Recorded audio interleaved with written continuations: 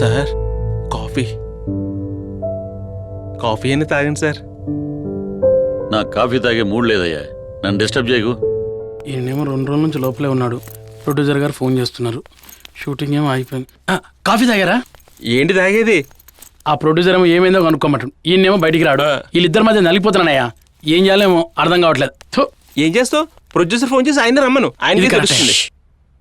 ఇది చూడండి.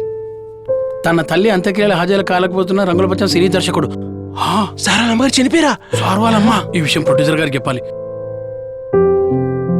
ఏమి మేమందరం వెళ్తే బాగుండదు. నువ్వు డైరెక్టర్ గారికి బాగా క్లోజ్ కదా, నువ్వు వెళ్ళి ఓదార్చు. నేనా? నువ్వే. అవును, అందరూ డైరెక్టర్ గారు అని పిలుస్తారు. నేను మాత్రమే డాడీ అని పిలుస్తాను. అవును, అంకుల్ నువ్వు చెప్తే వింటారు. వెళ్దాం పద. అందుకే మీరిద్దరూ వెళ్ళండి. వెళ్ళి శ్రీలు.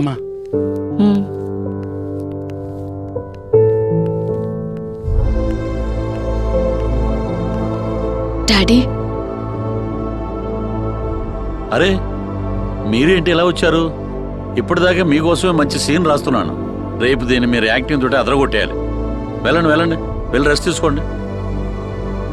మీరు డైరెక్షన్తో పాటు యాక్టింగ్ కూడా బాగా చేస్తారని తెలుసు, కానీ మరి ఇంత బాగా చేస్తారని తెలియదు డాడీ.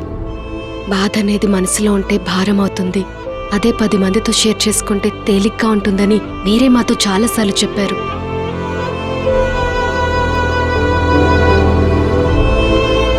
ప్లీజ్ డాడీ, మా పైన మీకు ఏమాత్రం అభిమానం ఉన్నా ప్లీజ్ బయటకు రండి. ప్లీజ్ అంకుల్, బయటికి రండి. రండి డాడీ.